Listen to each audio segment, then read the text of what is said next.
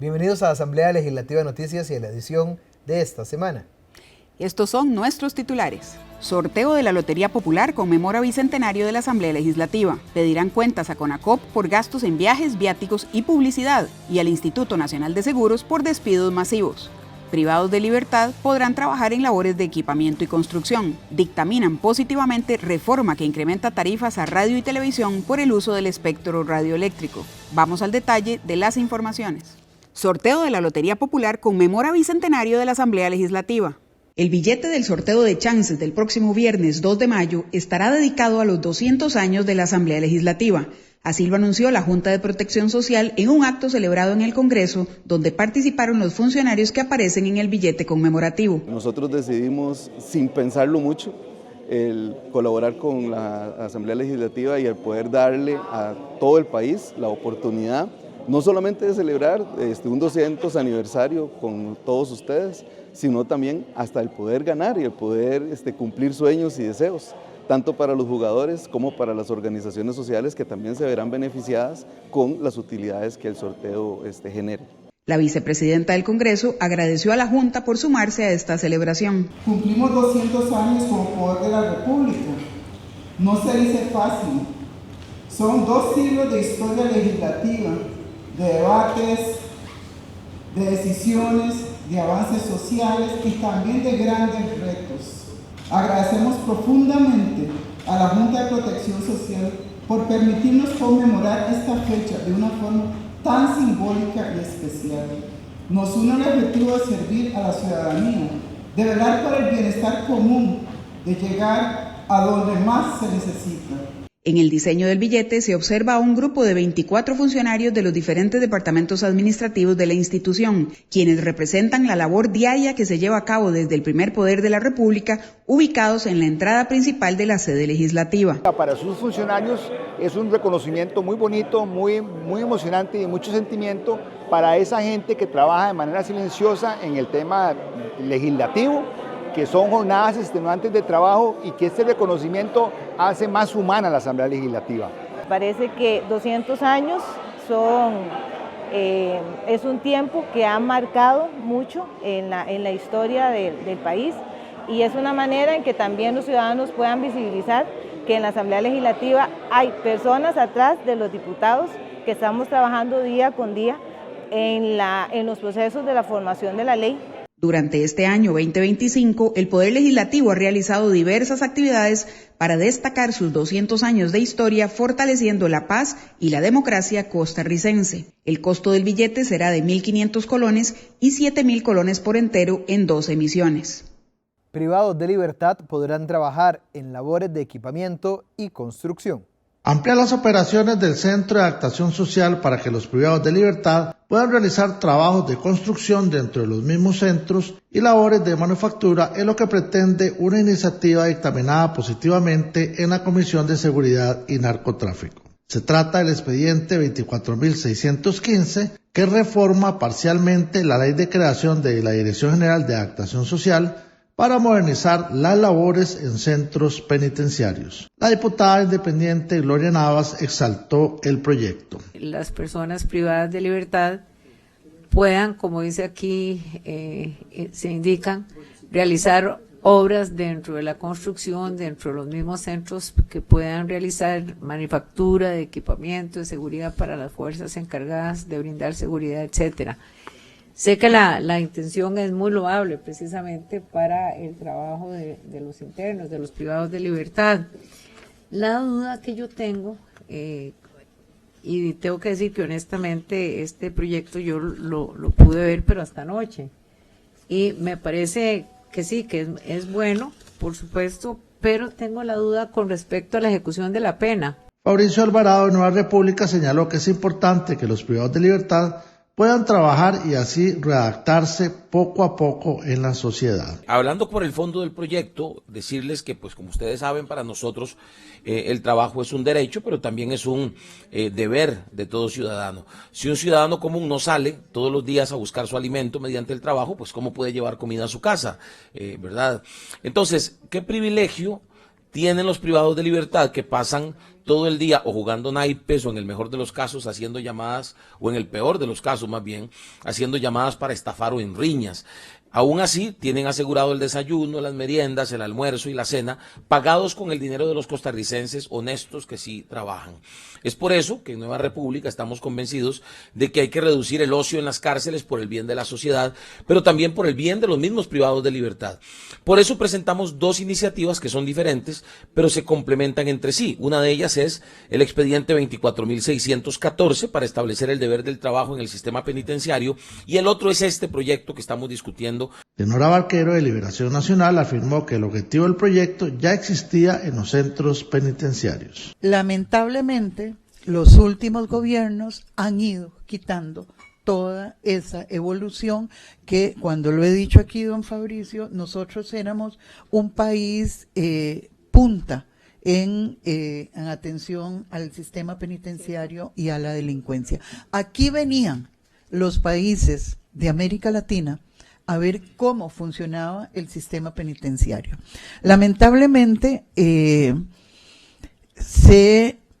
es parte de lo que podría más llamarse la globalización, que también nos afectó en esa parte, se consideró que salía más barato contratar, porque en reforma habían acuerdos, en el sistema penitenciario habían convenios con con empresas, había convenios para hacer botas, los pupitres, que es lo único que se ha logrado salvar y se sigue haciendo. El proyecto pasará a estudio al plenario legislativo.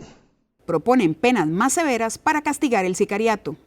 Aumentar las penas de prisión de 25 a 40 años para castigar a quienes se dediquen al sicariato en Costa Rica es lo que busca un proyecto de ley dictaminado positivamente en la Comisión de Seguridad y Narcotráfico. Se trata del expediente 24.047, que añade un artículo 112 bis y un artículo 281 ter al Código Penal, donde además de aumentar la pena se incorpora la palabra sicariato como delito que castiga a una persona que comete homicidio por encargo. Fabricio Alvarado, de Nueva República y proponente de la iniciativa, señaló que los homicidios por sicariato representan un porcentaje muy alto en el país. El 70% vendrían de casos de sicariato. Sin embargo, en una conversación con el director del OIJ, don Randall Zúñiga, que incluso subí en mis redes sociales, él reconoce que no tienen datos concretos y exactos de cuántos casos de todos los homicidios que se están dando son de sicariato, lo cual les impide además establecer política criminal y hacer un análisis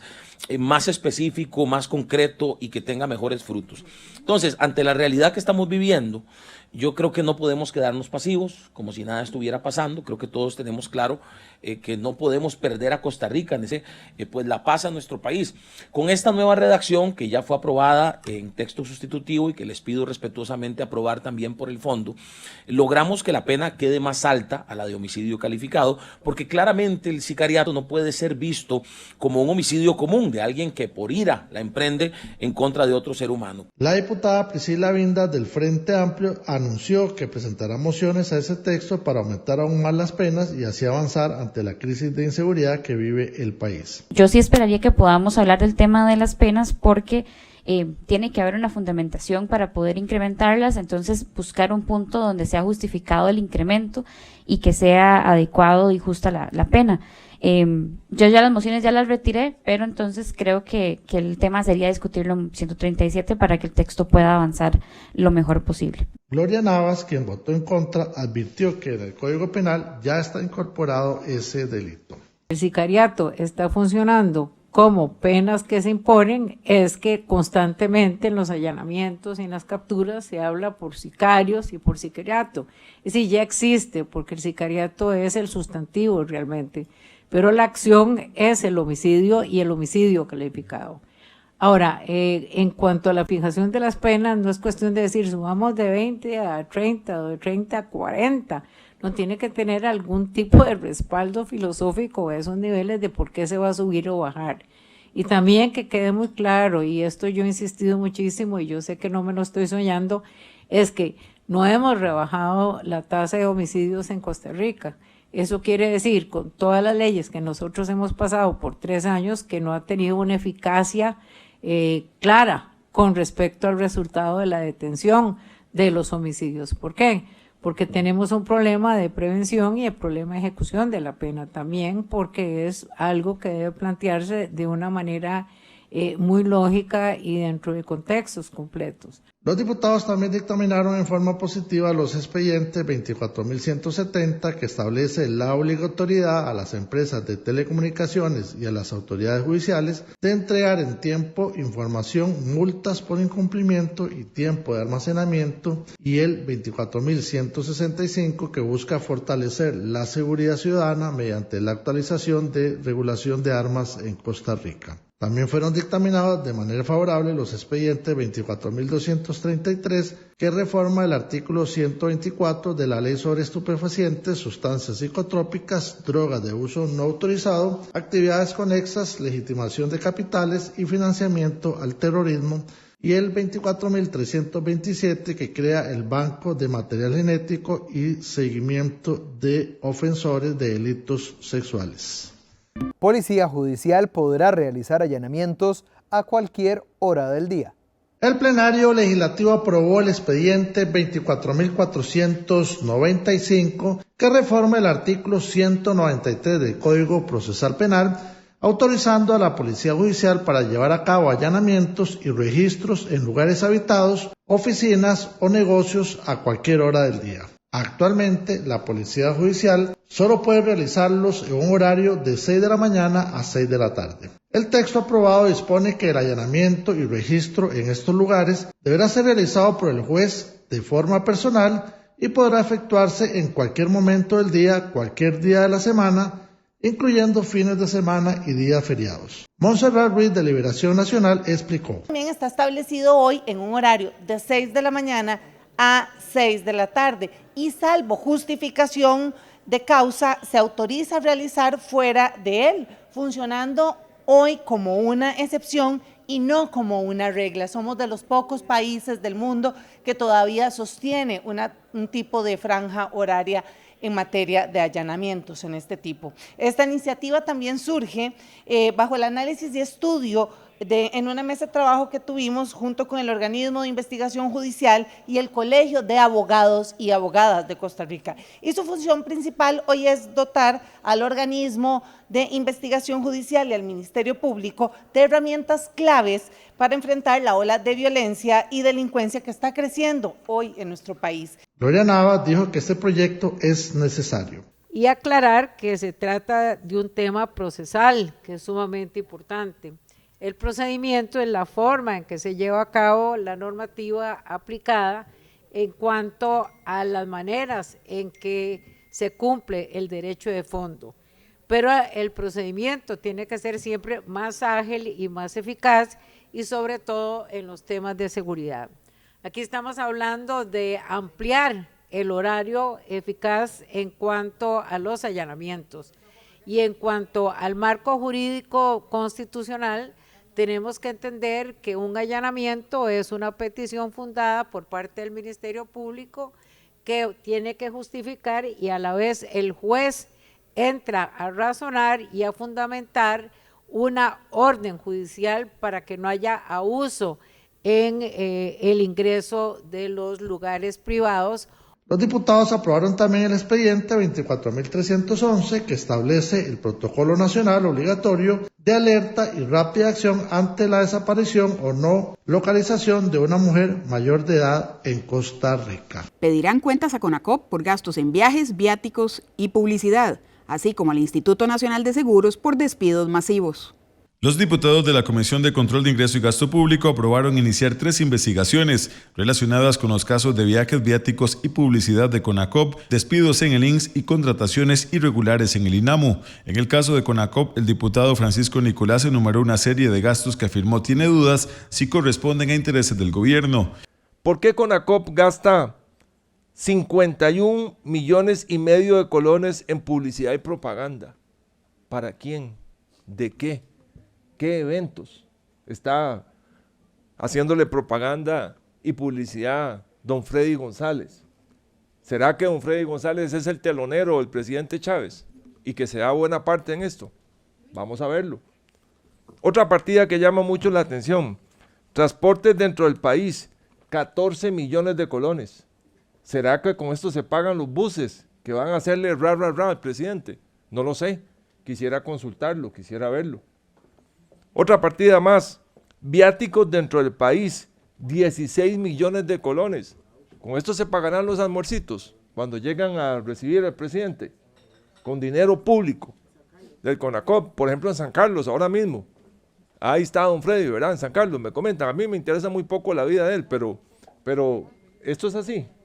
Esto es así. Creo que hay suficientes elementos. La Frente Amplista Sofía Guillén propuso investigar los despidos masivos en el INS, aduciendo la implementación de nuevas tecnologías. El pasado 10 de abril, el INS anunció el cese de más de 100 personas y datos de los sindicatos indican que la cifra podría llegar a 450 funcionarios en los últimos 3 años. Un tema que está afectando la vida de cientos de personas y que podría estar comprometiendo una de nuestras instituciones. La tercera investigación acordada convoca a la jerarca del INAMU, Cindy Quesada, por supuestas irregularidades en la contratación por 350 millones de colones a la empresa Psicomec para la atención psicológica sin contar con la experiencia requerida en materia de género. Es que eso es un tema gravísimo.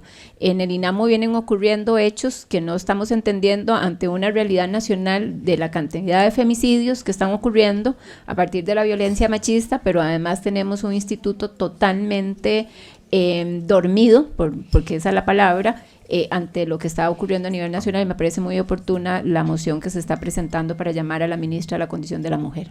Durante la sesión, los diputados de Control de Ingreso y Gasto Público cuestionaron a Shirley González y Raúl Espinosa, miembros de la Junta Directiva del Banco Popular, por las supuestas irregularidades y falta de idoneidad en el nombramiento de los miembros de la Junta Directiva y la Gerencia General. Ambos comparecientes se abstuvieron de declarar, decisión fuertemente criticada por los legisladores. Dictaminan positivamente reforma que incrementa tarifas a radio y televisión por uso del espectro radioeléctrico. Los diputados de la Comisión de Gobierno y Administración dictaminaron positivamente una reforma que pretende incrementar las tarifas que pagan las radioemisoras y televisoras por el uso del espectro radioeléctrico. Se trata del expediente 24.461 que reforma los artículos 18, 20, 21 y 22 de la Ley de Radio y adiciona un subinciso H al artículo 22 de la Ley General de Telecomunicaciones. La propuesta es del Poder Ejecutivo y propone que los concesionarios de las frecuencias del Estado paguen un canon de radiodifusión anual equivalente al 7.73% de las empresas de radiodifusión televisiva y al 3.13% de los ingresos de la radiodifusión en frecuencia AM y FM. La recaudación de este canon tendrá como único destino dotar de los recursos necesarios al Ministerio de Ciencia, Tecnología y Telecomunicaciones en relación con las funciones de planificación y administración del espectro radioeléctrico. La diputada Carolina Delgado de Liberación Nacional anunció su voto positivo al proyecto. Finalmente podamos llegar a un acuerdo político y que se pueda votar este proyecto si hay un acuerdo político posterior a esto. Al día de hoy no lo hay. El único acuerdo era hoy sacar todas las mociones 137. Luis Diego Vargas, de Liberal Progresista, dijo que la mesa de trabajo que se realizó fue un espacio para poner a caminar este proyecto. Bajaran la cuchilla es un tema preocupante porque hay que pensar en la gente, en los emprendedores pequeñitos, los medianos y por supuesto que todos los que están involucrados en ese mercado. Entonces nosotros no estamos dando el positivo porque estemos de acuerdo en el 100% y hacemos una incitativa porque no se terminó de cerrar en la negociación, más allá de este acuerdo, que ahora entramos en extraordinarias, de que los dos proyectos deben continuar. El proyecto del compañero Izquierdo y el proyecto de los compañeros de gobierno. Ambos dos tienen que entrar en discusión, tienen que entrar en mejoras y ojalá equipararlos, presidente, compañeros, y si logramos equipararlos con una solución sustancial clara que le convenga a todas las partes, ahí estaremos nosotros aportando el voto. Pero hoy lo que estamos votando es un acuerdo político para que esto avance. Fabricio Alvarado, Nueva República, anunció que realizarán otras reuniones con autoridades del MISID para ver si hay que corregir algunos detalles en el proceso de mociones vía artículo 137. Vendrán otras reuniones. Quiero aclarar que la reunión fue convocada en nuestra fracción precisamente por un tema de facilidad. Para mí era más fácil como presidente de la comisión pues habilitar la sala de reuniones de la fracción de Nueva República, porque pues podía de alguna manera tramitarlo de forma más rápida para que pudiéramos tener esa reunión. Sé que incluso no es el lugar hasta más cómodo, porque éramos una cantidad importante de personas las que estábamos ahí, entre los diputados, los asesores y la gente del Poder Ejecutivo que llegó, pero para la próxima reunión ya estamos haciendo el trámite para que sea en el piso 11, que es una sala completamente neutral, ¿verdad? Y les estaré hablando de lo que es el día y la hora que estamos pensando para darle continuidad y para que podamos avanzar precisamente en llegar a un acuerdo que nos permita a todos darle feliz término a esta discusión tan compleja. Según anunció Alvarado, la votación se dio luego de un acuerdo político al que llegaron varias bancadas con autoridades de gobierno con el objetivo de que la propuesta pueda avanzar en el plenario legislativo. Diputados y Contraloría cuestionan fiscalización de UNOPS en crédito para obras de emergencia.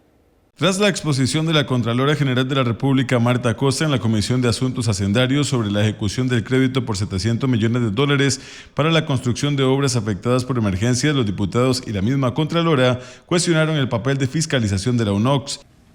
A partir del reporte podemos indicar que las firmas implementadoras fueron contratadas para labores que no se ajustan a lo establecido en la Ley de Crédito Proeri, sin comprobar que UNOPS fuera la mejor opción.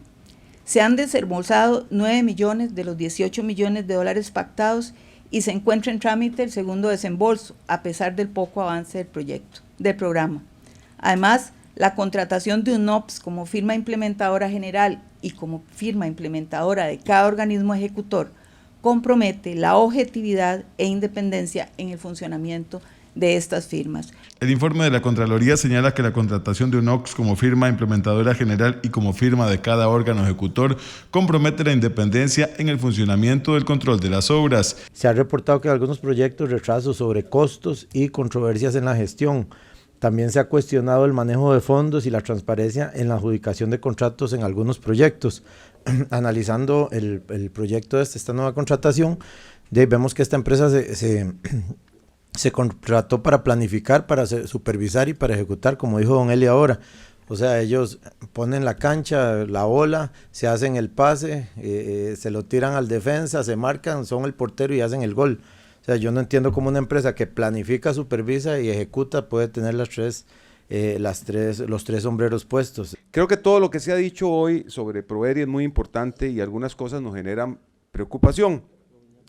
En especial que se contrató UNOPS por 21 meses, según lo que se ha dicho, y entonces nace la interrogante, ¿qué va a pasar a partir de los próximos meses después de que se venza, cuando ahora se dice que hay obras que durarán 6 años? Entonces, la supervisión, la gestión y la ejecución, ¿cómo se va a hacer si ya el dinero se gastó casi que?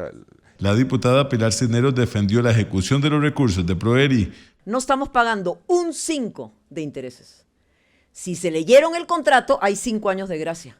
5, ¿ok?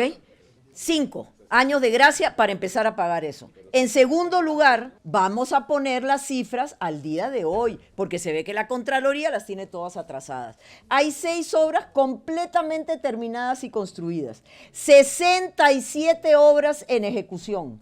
El 82% de las obras en emergencia están licitadas en este momento. El 81% de las obras en riesgo inminente ya están licitadas en este momento. Es decir, hay más de 440 licitaciones lanzadas y para este año se va a terminar el 100% de todas las licitaciones. El crédito Proeri contempla la construcción de 502 obras afectadas por emergencias naturales o riesgo inminente. La Comisión Nacional de Emergencias se comprometió a concluir las obras en 18 meses. Dictaminan reforma que elimina penas de cárcel por injurias o calumnias. Los diputados de la Comisión de Gobierno y Administración dictaminaron positivamente y de forma unánime una reforma que pretende eliminar penas de cárcel por calumnias o injurias cometidas por periodistas y medios de prensa. Se trata del expediente 24.185, Ley para la Libertad del Ejercicio Periodístico, que deroga los artículos 7 y 8 de la Ley de Imprenta. El primero de sus artículos castiga con pena de arresto de 1 a 120 días a los responsables de calumnias o injurias cometidas por medios de la prensa, pena que conjuntamente sufrirían los autores de la publicación y editores responsables de medios de comunicación. Mientras que el artículo 8 indica que la misma pena será aplicada a los que con sus publicaciones intenten en cualquier forma subvertir el orden o alterar las relaciones amistosas con algún Estado. El diputado Gilberto Campos, de Liberal Progresista, quien presentó la iniciativa, manifestó que se pretende subsanar un error que se ha arrastrado desde hace muchos años en el país. Establecen penas no solamente de multa, sino de cárcel contra los periodistas de nuestro país. ¿Y por qué esto es importante? Tomando en cuenta que en 1973 se dio una reforma a nuestro Código Penal que estableció todo un título de delitos contra el honor. Porque estas normas, la 7 y la 8 de la ley número 32, que es la ley de prensa, de imprenta, y que es una ley que actualmente se encuentra vigente, ha sido durante muchísimos años y de manera reiterada utilizada para amedrentar periodistas en nuestro país. Costa Rica baja significativamente en el índice de libertad de prensa desde hace mucho tiempo. Pasamos de estar en el primer lugar en América a ser hoy el honroso lugar número 26, se me permiten poner el honroso entre comillas. Porque desgraciadamente esta norma, la 7 y la 8, que establece no solamente la pena de arresto y también de multa contra los periodistas que puedan atentar contra el honor de alguna persona que se sienta ofendida, también responsabiliza a los editores del periódico y también responsabiliza a los autores de la nota. El proyecto pasará a estudio por parte del plenario legislativo. Avanza proyecto que autoriza a personas con discapacidad visual o auditiva a ejercer el notariado. Los legisladores de la Comisión con Potestad Legislativa Plena Primera avanzaron con el expediente 23.001 que autoriza a las personas con discapacidad visual o auditiva a ejercer el notariado. La norma establece que en el caso de discapacidad visual deberán contar con la participación de otro u otros notarios públicos y para quienes tienen discapacidad auditiva, al menos uno deberá conocer a cabalidad el lenguaje de señas solesco. El proyecto recibió la aprobación de texto sustitutivo y será enviado a consulta para su posterior aprobación en primer debate. Yo estoy totalmente de acuerdo con este proyecto porque le va a permitir a las personas con discapacidad visual y auditiva más oportunidades de trabajo, les va a permitir también más autonomía y por lo tanto los va a integrar más a toda la sociedad y a todas las labores. Los congresistas aprobaron en primer debate el expediente 23.203 que autoriza a los gobiernos locales a prevenir al Ministerio de Obras Públicas y Transportes cuando se evidencien daños o deterioro en la red vial nacional. El Ministerio de Obras Públicas y Transportes o a la institución que le corresponda deberá atender con diligencia la prevención realizada por el gobierno local en un plazo máximo de 2 meses y en caso de que no resuelva, el gobierno local queda facultado para intervenir la red vial nacional. Los diputados aprobaron el proyecto 23.497 que establece la obligatoriedad al Ministerio de Salud de proporcionar al sistema de emergencias 911 el personal idóneo para el abordaje inmediato de la ideación suicida o riesgo de comportamiento suicida. También aprobaron en primer debate el expediente 23.686 que reforma el artículo 29 de la ley de Habdeba y establece que será el ente encargado de establecer las tarifas portuarias cuya aprobación final recae en el órgano competente. Los invitamos muy cordialmente a nuestra transmisión especial de este 1 de mayo en la sesión solemne de la Asamblea Legislativa a partir de las 7:30 de la mañana. Esto ha sido todo en Asamblea Legislativa Noticias. Gracias por habernos acompañado.